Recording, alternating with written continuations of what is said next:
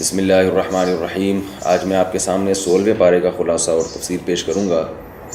16ویں پارے کے شروع میں حضرت موسیٰ اور خضر علیہ السلام کے واقعے کی تکمیل ہے، وہ واقعہ جو ہم نے 15ویں پارے کے آخر میں شروع کیا تھا۔ اعوذ باللہ من الشیطان الرجیم، بسم اللہ الرحمن الرحیم۔ قال الم اقل لک انک لن تستطیع معی الصبر۔ جب موسیٰ علیہ السلام نوجوان کے قتل پہ اعتراض کرتے ہیں تو خضر علیہ السلام فرماتے ہیں میں نے آپ سے کہا نہیں تھا کہ آپ میرے ساتھ صبر نہیں کر سکتے۔ موسیٰ علیہ السلام فرماتے ہیں کہ اگر اب میں نے آپ سے کوئی سوال کیا ان سألتک عن شیء بعدها فلا تصاحبنی، تو آپ کو یہ حق حاصل ہے کہ آپ مجھے اپنے ساتھ لے کے نہ چلیں۔ پھر موسیٰ علیہ السلام اور خضر علیہ السلام چلتے ہیں، ایک بستی میں جاتے ہیں تو مسافر ہیں تو ان بستی والوں سے مطالبہ کرتے ہیں کہ ہمیں کوئی ٹھکانہ دیا جائے۔ بستی والے بڑے نالائق اور ٹھکانہ اور دینے سے اور کسی قسم کے تعاون سے انکار کرتے ہیں۔ تو حضرت خضر علیہ السلام دیکھتے ہیں کہ ایک دیوار کھڑی ہوئی ہے، گرنے والی ہے، تو حضرت خضر علیہ السلام اس دیوار کو سیدھا کر دیتے ہیں۔ تو موسیٰ علیہ السلام نے فرمایا کہ ان نالائق لوگوں سے تو آپ کو اجرت لینی چاہیے تھی، لو شئت لاتخذت علیہم اجرا، کہ ان سے تو آپ اجرت لیتے تاکہ ہماری مسافری میں بھی کوئی بندوبست ہو جاتا، اس اجرت کے بغیر آپ نے دیوار سیدھی کر دی، یہ تو بہت عجیب کام ہے۔ تو خضر علیہ السلام کہتے ہیں کہ ھذا فراق بینی و بینک، اے موسیٰ یہ میرے اور تیرے درمیان جدائی ہے، اور اب میں تمہیں یعنی ایگریمنٹ کے تحت اب آپ میرے ساتھ نہیں چل سکتے، اور اب میں آپ کو بتاؤں گا کہ یہ کام میں نے کیوں کیے، اور یہ میں نے خود نہیں کیے بلکہ یہ اللہ کے حکم سے کیے۔ کہا جاتا ہے کہ موسیٰ علیہ السلام نے جو اتنے سارے اعتراضات کیے اس کی وجہ یہ کہ موسیٰ علیہ السلام نبی تھے، اور نبی کسی غلط بات کو دیکھ کے کبھی خاموش نہیں ہو سکتے، یہ ان کا جذبہ تھا۔ تو اگرچہ یہ کام غلط نہیں تھے لیکن ان کی صورتاً غلط تھے، دیکھنے میں غلط تھے، تو انبیاء میں تبلیغ کا جذبہ بہت زیادہ ہوتا ہے۔ تو یہ موسیٰ علیہ السلام کا اعتراض کرنا یہ بھی حقیقت میں کمال نبوت کی دلیل تھی۔ تو پھر خضر علیہ السلام نے بتایا کہ بھئی میں نے جو شروع میں کشتی کو عیب دار بنایا اس کی وجہ یہ کہ پیچھے ایک بادشاہ تھا جو کشتیوں کو غصب کر لیا کرتا تھا، تو یہ نوجوانوں کی کشتی تھی، میں نے اس کو عیب دار بنا دیا تاکہ بادشاہ اس کو غصب نہ کرے، کیونکہ بادشاہ صحیح سالم کشتی لیتا تھا، عیب دار کشتی کو غصب نہیں کرتا تھا۔ جو میں نے نوجوان کو قتل کیا وہ نوجوان اللہ نے مجھے بتایا کہ وہ بڑا ہو کر اپنے والدین کا نافرمان بنے گا تو اور ان کو ستائے گا، کافر ہوگا، اس لیے میں نے اس کو قتل کیا کہ اللہ تعالیٰ اس نوجوان کے بدلے میں ان والدین کو دوسری اولاد دیں گے جو اپنے والدین کی فرمانبرداری کرے گا۔ اور یہ جو دیوار میں نے سیدھی کی، اس دیوار کے نیچے یتیموں کا خزانہ دفن ہے، اور ان یتیموں کے جو والد تھے کانا ابوہما صالحا، وہ نیک آدمی تھے، تو نیک باپ کی اولاد کا خیال رکھنے کا اللہ نے مجھے حکم دیا، اور میں نے یہ ایک کام کیا تاکہ ان کا خزانہ محفوظ ہو جائے، جب وہ بالغ ہوں گے تو وہ خزانہ اپنا نکال لیں گے۔ تو فرمائے کہ ذالک تعویل ما لم تستطع علیہ صبر، اے موسیٰ جس بات پر تو نے صبر نہیں کیا، صبر نہیں کر سکا، یہ ہے اس کی تعویل، یہ ہے اس کی وجہ۔ اس کے بعد حضرت ذوالقرنین کا واقعہ ہے کہ ایک بادشاہ گزرے ہیں جنہوں نے پوری دنیا پہ حکومت کی، اللہ کا دین کو نافذ کیا، مشرق میں بھی گئے، مغرب میں بھی گئے۔ یاجوج ماجوج کا بھی ذکر ہے کہ ایک قوم کے پاس گئے تو قوم نے کہا کہ یاجوج ماجوج ایک قوم ہے جو نکل کے فساد مچاتی ہے دنیا میں، تو حضرت ذوالقرنین نے تانبے کو پگھلا کے اور پہاڑوں کے درمیان دیواریں بنا کے اس قوم کو بند کر دیا، اور قرآن کہتا ہے کہ قیامت کے دن جب قریب آئے گا تو یہ قوم نکل جائے گی، وَتَرَكْنَا بَعْضَهُمْ يَوْمَئِذٍ يَمُوجُ فِي بَعْضٍ، اور ہم نے یعنی اتنی زیادہ ہوں گے کہ ایک دوسرے میں گھس رہے ہوں گے، بہت بڑی تعداد میں یہ قوم نکلے گی قرب قیامت میں، جیسے کہ حدیث میں بھی اس کی تفصیل وارد ہوئی ہے۔ تو یہ ذوالقرنین کا کارنامہ تھا کہ انہوں نے یاجوج اور ماجوج کو زمین کے کسی خاص حصے میں جس کا ہمیں علم نہیں ہے اس حصے میں انہوں نے اس کو بند کر دیا۔ اس کے بعد اسی سورہ کہف کے آخر میں اللہ نے بتایا کہ صحیح خسارے والے وہ لوگ ہیں جو عمل کر رہے ہوتے ہیں اور یہ سمجھ رہے ہوتے ہیں کہ ہم نیک اعمال کر رہے ہیں، الذین یعنی یحسنون وہم یحسبون انہم یحسنون صنعا، کام برے ہو رہے ہیں لیکن وہ سمجھ رہے ہیں کہ ہم اچھا کام کر رہے ہیں، تو ہمارے حقیقی خسارے والے یہ لوگ ہیں۔ اور اس صورت کے آخر میں بتایا گیا کہ اے نبی آپ کہہ دیجئے انما انا بشر مثلکم، میں تمہاری طرح کا انسان ہوں، لیکن تم میں اور مجھ میں فرق کیا، یوحا الیہ، مجھ پر وحی کی جاتی ہے کہ اللہ کے سوا کوئی عبادت کے لائق نہیں ہے۔ فمن کان یرجو لقاء ربہ، لہذا جس کو بھی رب سے ملاقات کی امید ہے، فلیعمل عملا صالحا، تو اسے چاہیے کہ وہ نیک عمل کرے، ولا یشرک بعبادت ربہ احدا، اور اپنے رب کی عبادت میں کسی کو شریک نہ کرے۔ اس کے بعد سورہ مریم شروع ہوتی ہے۔ سورہ مریم میں اللہ تعالیٰ نے حضرت مریم کا واقعہ بڑے اہتمام سے بیان کیا، اسی حوالے سے سورت کا نام مریم رکھا گیا۔ سب سے پہلے زکریا علیہ السلام کا تذکرہ ہے جو حضرت مریم کے خالو تھے، زکریا علیہ السلام کی اولاد نہیں تھی. تو سورت شروع ہوتی ہے ذکر رحمت ربک عبدہ زکریا. اے نبی یہ تیرے رب کی وہ رحمت جو زکریا پر ہوئی اس رحمت کا تذکرہ ہے اس صورت میں. اور وہ کیا رحمت تھی کہ زکریا علیہ السلام بڑھاپے میں محراب میں اللہ کو پکارتے ہیں کہ اذ نادى ربه نداء خفيا ربی انی وهن العظم منی واشتعل الرأس شیبا ولم اکن بدعائک ربی شقیا. اے اللہ میرے سر کے بال سفید ہو گئے, ہڈیاں بوسیدہ ہو گئیں, اولاد مانگتا ہوں تجھ سے, بیوی بھی بوڑھی ہے, بانجھ بھی ہے, بوڑھی بھی ہے, لیکن تیری رحمت سے مایوس نہیں ہوں. اور مجھے اولاد اس لیے چاہیے کہ وہ میری والی وارث بنے, اور یعقوب علیہ السلام کی جو اولاد تھی والی وارث بنے, نبوت کا سلسلہ میری اولاد میں جاری رہے, قوم کی مقتدا اور رہبر بنے, روحانی پیشوا بنے. میں اس لیے اولاد تجھ سے مانگتا ہوں. یا زکریا انا نبشرک بغلام. اللہ فرماتے ہم نے زکریا کو کہا کہ اے زکریا ہم تجھے ایک نوجوان کی, ایک لڑکے کی خوشخبری دیتے ہیں. جب خوشخبری دی گئی ہے تو کہہ رہے ہیں اے اللہ یہ میرے اولاد کیسے ہوگی, میں تو بوڑھا ہو گیا, بیوی بانجھ ہو گئی. تو اللہ تعالیٰ فرماتے ہیں کذالک اے زکریا اسی طرح ہوگا, قد خلقتک من قبل میں نے تجھے بھی تو پیدا کیا, تو کچھ بھی نہیں تھا جو میں نے اپنی قدرت سے بنا دیا, تو بڑھاپے میں اولاد کیوں نہیں دے سکتا. پھر اور ان کا نام بھی اللہ نے بتا دیا کہ اس بیٹے کا نام یحییٰ ہوگا. یحییٰ علیہ السلام جب پیدا ہوئے اللہ فرماتے ہیں آتیناہ الحکم صبیہ, ہم نے یحییٰ کو بچپن میں ہی نبوت عطا کر دی. یا یحییٰ خذ الکتاب بقوہ, اے یحییٰ تو اس کتاب کو جو اللہ کی کتاب ہے اس کو مضبوطی سے تھام لے. اس کے بعد حضرت مریم کا تذکرہ ہے کہ وہ غسل کرنے کے لیے کنارے پہ جاتی ہیں تو جبریل ایک انسانی شکل میں آتے ہیں, پریشان ہو جاتی ہیں, اور انی اعوذ بالرحمن ان کنت تقیہ, میں رحمان کی پناہ مانگتی ہوں آپ سے اگر آپ جھوٹے ہو. تو وہ کہتے ہیں کہ نہیں میں انسان نہیں ہوں, میں رب کا بھیجا ہوا فرشتہ ہوں. لاہب لک غلاما زکیہ, اللہ کے حکم سے تجھے ایک نیک اولاد دینے کے لیے آیا ہوں. انا یکون لی ولد, کہتی ہے میرے کیسے اولاد ہو جائے گی, مجھے تو کسی شخص نے چھوا نہیں. ولم اکو بغیہ, اور نہ میں زنا کرنے والی عورت ہوں. قال کذالک قال ربک, کہا کہ ایسا ہی ہوگا تیرے رب نے ایسا ہی کہا ہے. ولنجعلہ آیۃ للناس, اللہ اسے اس بیٹے کو بغیر باپ کے پیدا کر کے پوری دنیا کے لیے ایک نشانی بنانا چاہتے ہیں. فحملتہ, حضرت مریم کو حمل ہوتا ہے. ولادت کے وقت بہت پریشان ہوتی ہیں. اللہ نے فرمایا وہی کی کہ لا تحزنی, اے مریم پریشان مت ہو. قد جعل ربک تحتک سریہ وہزی الیک بجذع النخلۃ تساقط علیک رطبا جنیہ, اس درخت کی شاخوں کو ہلاؤ, اس سے تر کھجوریں گریں گی. فکلی واشربی, اس چشمے سے پانی پیو اور ان کھجوروں کو کھاؤ. وقرری عینا, اور اپنی آنکھوں کو ٹھنڈی کرو. اور جب بچہ پیدا ہونے کے بعد کوئی تم سے پوچھے تو کہہ دینا انی نذرت للرحمن صوما فلن اکلم اليوم انسیہ, میں نے رب کے لیے روزہ رکھا ہوا ہے خاموشی کا, آج میں کسی سے بات نہیں کر سکتی.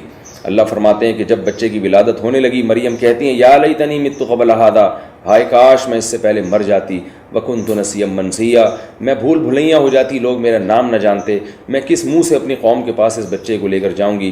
جب قوم کے پاس بچے کو لے کر گئی ہیں تو قوم تانے دیتی ہے یا مریم لقد جیتی شیئا فریا, اے مریم بہت عجیب کام کیا تو نے. ما کان ابوک امرأ سوء وما کانت امک بغیہ, نہ تیرا باپ برا آدمی تھا نہ تیری ماں فاحشہ تھی. اتنے پاکیزہ مبارک خاندان میں پیدا ہو کے تو نے یہ کیا حرکت کی ہے. تو کہنے لگی, حضرت مریم نے اشارہ کر دیا بچے کی طرف. قالوا کیف نکلم من کان فی المہد صبیا, کہنے لگے بھلا میں ایسے اس سے کیسے بات کر سکتے ہیں جو ماں کی گود میں بچہ ہو. اللہ نے بچے کو قوت گویائی عطا کی. اور حضرت عیسیٰ علیہ السلام ماں کی گود میں کہنے لگے انی عبد اللہ آتانی الکتاب وجعلنی نبیا, میں اللہ کا بندہ ہوں, وہ مجھے کتاب بھی دے گا اور اس نے مجھے نبی بنایا ہے. اور میں دنیا میں جہاں بھی جاؤں گا برکتیں اور سلامتی لے کے جاؤں گا. وجعلنی مبارکا اینما کنت وبرم بوالدتی, اور مجھے اپنی ماں کے ساتھ حسن سلوک کرنے والا بنایا. مجھے نماز کا حکم دیا, زکوٰۃ کا حکم دیا. لوگ حیران ہیں کہ بچہ ماں کی گود میں ایسی تقریریں کر رہا ہے اور ایسی پاکیزہ باتیں کر رہا ہے, یقیناً یہ ولد الزنا نہیں ہو سکتا. اور یہ بھی بتایا والسلام علی یوم ولدت و یوم اموت و یوم ابعث حیا, مجھ پر سلامتی ہے اس وقت جب میں جب میں پیدا ہوا اور جب میری موت واقع ہوگی اور جب میں قیامت کے دن زندہ کر کے اٹھایا جاؤں گا. ان تینوں وقت پر اللہ کی طرف سے مجھ پر سلامتی ہوگی. تو یہ اللہ تعالیٰ نے حضرت مریم کی پاک دامنی کو اور عیسیٰ علیہ السلام کے بغیر باپ کے پیدا ہونے کا تذکرہ کیا. پھر ابراہیم علیہ السلام کا تذکرہ ہے کہ آپ کتاب میں ابراہیم کا تذکرہ بھی کیجیے, کس طرح انہوں نے اپنے والد کو سمجھایا. یا بتی یا بتی یا بتی, اے میرے پیارے والد, اے میرے پیارے والد. لم تعبد ما لا يسمع ما لا یبصر, جو دیکھتے نہیں ہیں اور جو سنتے نہیں ہیں. ولا یغنی عنک شیئا, اور آپ کا فائدہ نہیں پہنچا سکتے ان پتھروں کے بنے ہوئے بتوں کی. اے میرے والد کیوں پوجا کرتے ہو. جب بار بار سمجھاتے رہے تو والد صاحب نے دھمکی دی، لأرجمنک، میں تجھے پتھروں سے مار کے ہلاک کر دوں گا۔ ابراہیم علیہ السلام کہتے ہیں السلام علیک، آپ پر سلامتی ہو، استغفر لک ربی، میں اپنے رب سے آپ کے لیے استغفار کرتا رہوں گا۔ پھر اللہ نے حضرت ابراہیم پر پابندی لگا دی استغفار کرنے پر۔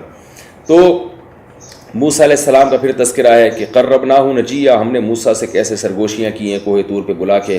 اسماعیل علیہ السلام کا تذکرہ ہے کان یأمر اہلہ بالصلاۃ والزکاۃ وکان عند ربہ مرضیہ، کہ اسماعیل علیہ السلام اپنے اہل و عیال کو نماز اور زکوٰۃ کا حکم دیا کرتے تھے۔ حضرت ادریس علیہ السلام کا ذکر ہے کہ ہم نے ان کو بلند مرتبہ عطا کیا۔ تو اور جو ہے فرمایا کہ یہ سب پیغمبر دنیا میں آتے رہے، فخلف من بعدہم خلف، لیکن بعد میں لوگ ایسے پیدا ہوتے رہے جو نمازوں کو ضائع کرنے لگے اور خواہشات کی اتباع کرنے لگے۔ فرمایا جو بھی ایسا کرے گا قیامت کے دن اس کو اپنے انجام دیکھنا پڑے گا۔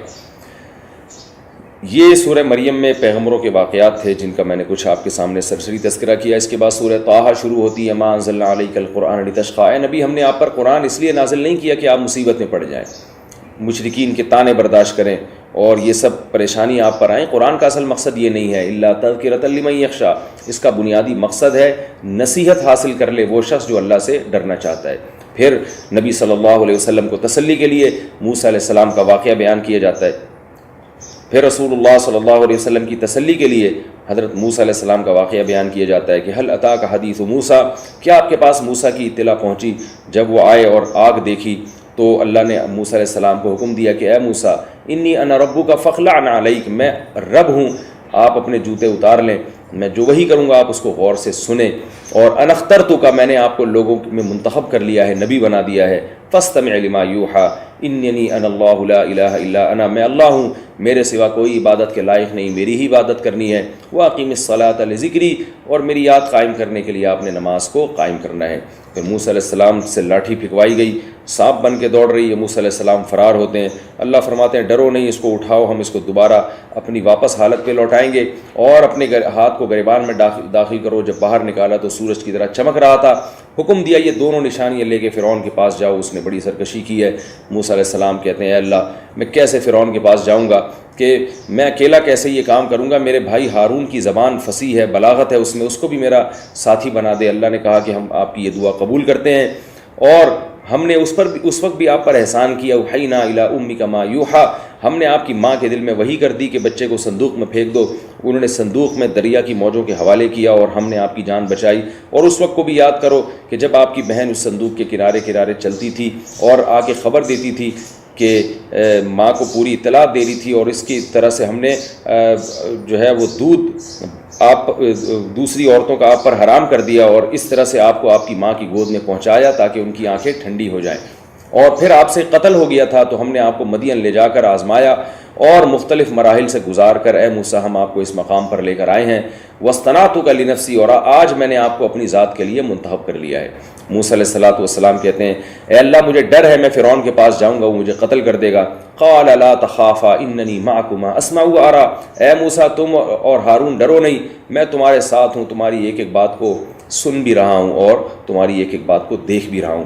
اور جا کے فرعون سے نرم بات کہنا، شاید وہ ڈر جائے یا شاید وہ ایمان لے آئے۔ موسیٰ علیہ السلام جب جاتے ہیں فرعون کے پاس تو فمن ربکما یا موسیٰ، اے موسیٰ کون سے رب کی بات کرتے ہو، کون ہے وہ رب؟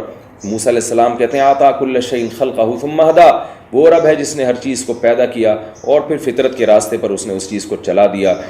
تو یہ سوال اور جواب چلتے رہے موسیٰ علیہ السلام اور فرعون کے۔ فرعون نے جادوگروں کو مقابلے میں لایا، موسیٰ علیہ السلام نے جب اپنی نشانیاں دکھائیں، موسیٰ علیہ السلام نے جادوگروں کو ڈرایا کہ تم اللہ پہ جھوٹ مت باندھو۔ جادوگر آپس میں سرگوشی کر کے کہنے لگے کہ یہ موسیٰ اور ہارون جادوگر ہیں، جادو کے زور سے ہمیں نکالنا چاہتے ہیں۔ فَأَجْمِعُوا كَيْدَكُمْ ثُمَّ أَتُوا صَفًّا، صف بستہ ہو کر ایک ایسا زور کا جادو کرو کہ موسیٰ کو شکست ہو جائے۔ جب لاٹھیاں پھینکی ہیں اور رسیاں پھینکی ہیں، وہ سانپ بن کے دوڑنے لگی ہیں، موسیٰ علیہ السلام گھبرا گئے۔ قرآن کہتا ہے ہم نے وہی کیا ہے موسیٰ گھبراؤ نہیں، انک انت الاعلی، آج کے دن تم ہی فتح یاب ہو کے رہو گے، آج اللہ تم ہی کو غلبہ عطا کرے گا۔ والقی ما فی یمینک، دائیں ہاتھ میں جو لاٹھی اس کو زمین پہ ڈالو۔ حضرت موسیٰ کا لاٹھی کو زمین پہ ڈالنا تھا کہ وہ اژدہا بن کے سارے سانپ نکل گئی، تو فوراً جادوگر سجدے میں گر گئے اور کہنے لگے ہم اپنے رب پر ایمان لے کر آئے۔ فرعون نے کہا یہ تمہاری نورہ کشتی تھی، آپس میں تمہارا مکمکا تھا، تم دونوں جادوگر مل کے مجھے نکالنا چاہتے ہو میں تمہارے ہاتھ پاؤں کاٹ دوں گا.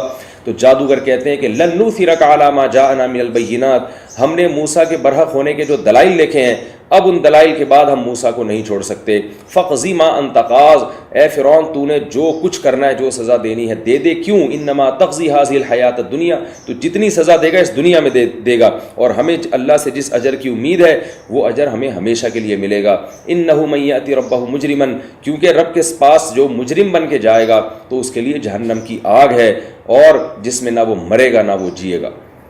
اللہ تعالیٰ نے پھر فرعون کو غرق کیا اور بنی اسرائیل کو نجات دی. بنی اسرائیل نے بچڑے کی عبادت شروع کر دی.